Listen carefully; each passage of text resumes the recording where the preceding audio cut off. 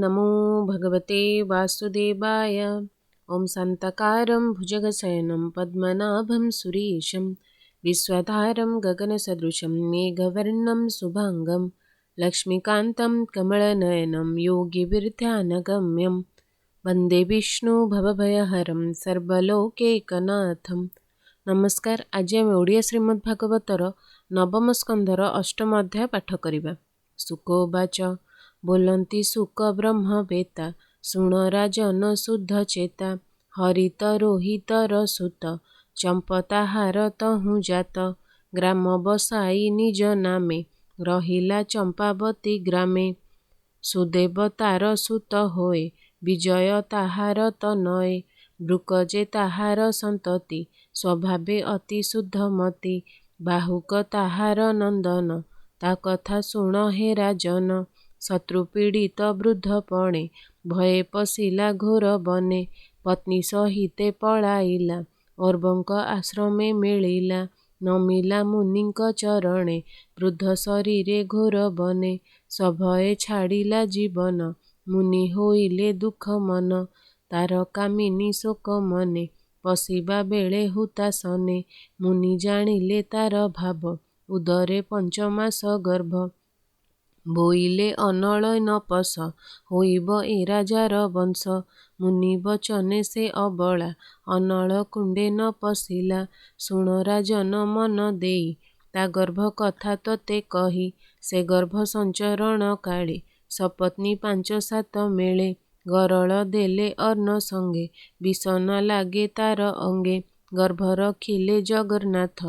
एबे हो शुण परीक्षित से गर्भ प्रसवर काले मुनि सकल कुतूहले बोलंती गरल संगते जन्म लभिला ए जुकते गरल संगे जन्म जेणु सगर नाम हेउ तेणु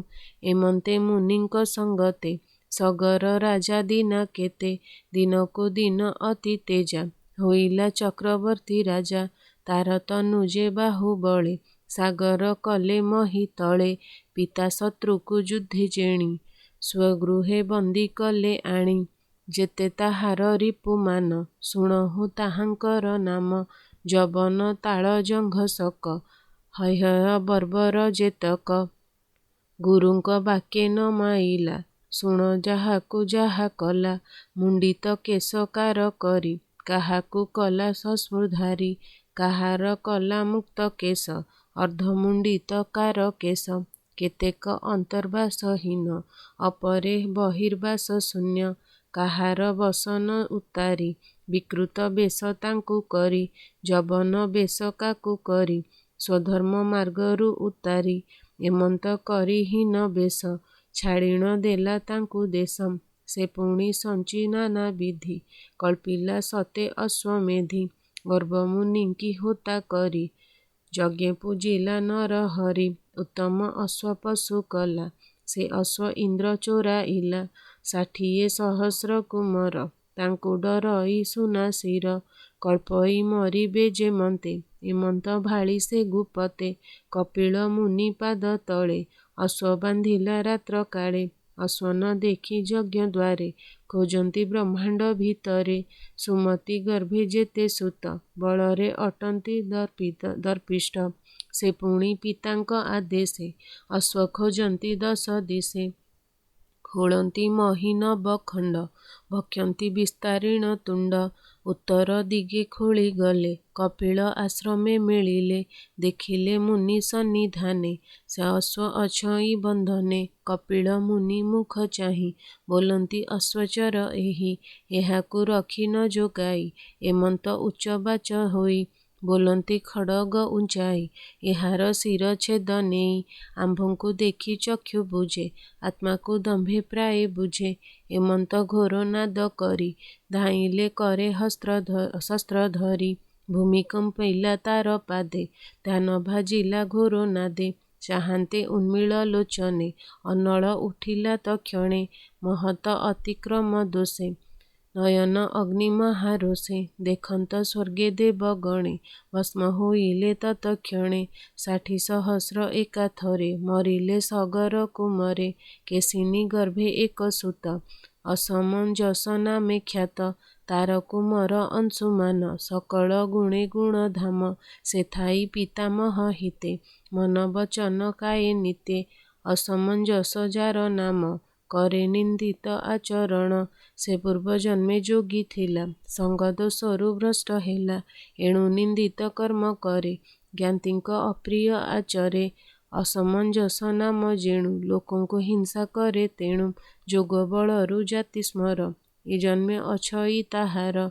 ଯେଣୁ ସେ ସଙ୍ଗ ପରିହରି ଲୋକେ ନିନ୍ଦିତ କର୍ମ କରି ଶିଶୁମାନଙ୍କୁ ଧରି ବଳେ ପକାଏ ସରୟୁର ଜଳେ ଦେଖି ତାହାର ମନ୍ଦପଣ ଅଯୋଧ୍ୟାବାସୀ ପ୍ରଜାଗଣ ସଗରେ ଜଣାଇଲେ ଯାଇ ଅତି ଦୁଃଖିତ ରାଜା ହୋଇ ସଗର ହୋଇଣ ଦୁଃଖିତ ପୁତ୍ର ସ୍ନେହକୁ କଲା ତ୍ୟକ୍ତ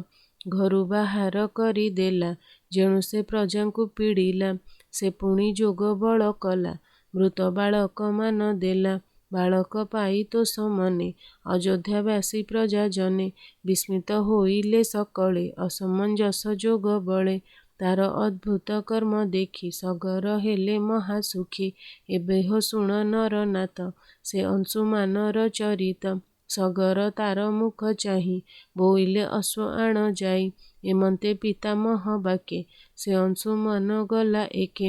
ପିତୃବ୍ୟଖ୍ୟାତ ପଥେ ଗଲା ପାତାଳେ ଅଶ୍ଵକୁ ଦେଖିଲା ଦେଖିଲା କପିଳ ସମ୍ମୁଖେ ବାନ୍ଧିଲା ଅଶ୍ଵ ଅଛି ସୁଖେ କପିଳ ପାଦ ତଳେ ପଡ଼ି ସେ ଅଂଶୁମାନ କର ଯୋଡ଼ି ଅନେକ ସ୍ତୁତି ବାକ୍ୟ ବଳେ ପୂଜିଲା ଚରଣ କମଳେ ବୋଇଲେ ଶିରେ କର ଦେଇ ଭୂନାଥ କର ମତେ ତ୍ରାହି ଶକ୍ର ବିରଞ୍ଚି ମହାଦେବ ସେ କାହିଁ ଜାଣିବେ ତୋ ଭାବ ତୁ ଜ୍ଞାନ ଘନେ ମୋହ ନାଶୁ ସଂସାର ସ୍ୱତେ ଯେ ପ୍ରକାଶୁ ସକଳ ଆଦି ମୁନି ଯେତେ ବିଶେଷେ ଭାବନ୍ତି ସେ ତତେ ତୋ ରୂପ ଜୀବ ମୋକ୍ଷ ଅର୍ଥେ ମୁଁ ତତେ ଜାଣିବି କେମନ୍ତେ ତୋ ମାୟା ଜୀବ ଜ୍ଞାନ ହରେ ସଂସାରେ ଜନ୍ମ ମୃତ୍ୟୁ କରେ ଜୀବକୁ ଜ୍ଞାନ ଦେବା ଅର୍ଥେ ତୋର ପ୍ରକାଶ ଏ ଜଗତେ ଅବିଦ୍ୟା କର୍ମ ପଥେ ଜଡ଼େ ତୋ ମାୟା ଗହନ ନିବିଡ଼େ ଜୀବନ ବନ୍ଧନ ବିଶ୍ୱାସେ ଦାରାତନୟ ଗୃହ ବାସେ ଏଣୁ ତ ଚରଣ କମଳେ ତା ଚିତ୍ତ ନ ରହେ ନିଶ୍ଚଳେ ଆଜଟି ନିସ୍ତରିଲି ମୁହିଁ ଭୋନାଥ ତୋ ଚରଣ ଚାହିଁ ଶୁକୋବାଚ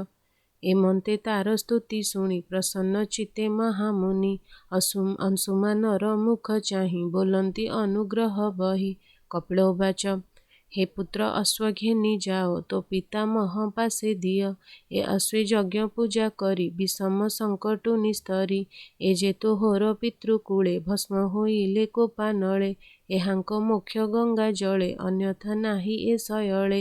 ଏମନ୍ତେ କପିଳ ବଚନେ ସେ ଅଂଶୁମାନ ତୋଷ ମନେ ତକ୍ଷଣେ ଅଶ୍ଵକୁ ଆଣିଲେ ପିତାମହର ପାଶେ ଦେଲେ ସେ ଅଶ୍ଵମାଂସେ ଯଜ୍ଞ କରି ବିଷମ ସଙ୍କଟୁ ନିସ୍ତରି ଅଂଶୁମାନକୁ ରାଜ୍ୟ ଦେଇ କର୍ମବନ୍ଧନୁ ମୋକ୍ଷ ହୋଇ ପୂର୍ବବଚନେ ବନେ ଗଲା ଅନ୍ତେ ସେ ଗୋବିନ୍ଦ ଲଭିଲା ସୁଜନେ ଶୁଣିମା ଶ୍ରବଣେ ଏ ହରି ରସ ଅନୁକ୍ଷଣେ ଅବିଦ୍ୟା ବନ୍ଧୁ ପାର ହୋଇ ଅନ୍ତେ ଲଭିବ ଭାବଗ୍ରାହୀ ବୋଲଇ ଦାସ ଜଗନ୍ନାଥ ନବମ ସ୍କନ୍ଧେ ଭାଗବତ ଇତି ଶ୍ରୀମଦ୍ ଭାଗବତେ ମହାପୁରାଣେ ପାରମହଂସ ସଂହିତାୟାं नवम स्कन्धे अष्टमोऽध्यायः। ओं नमो भगवते वासुदेवाय।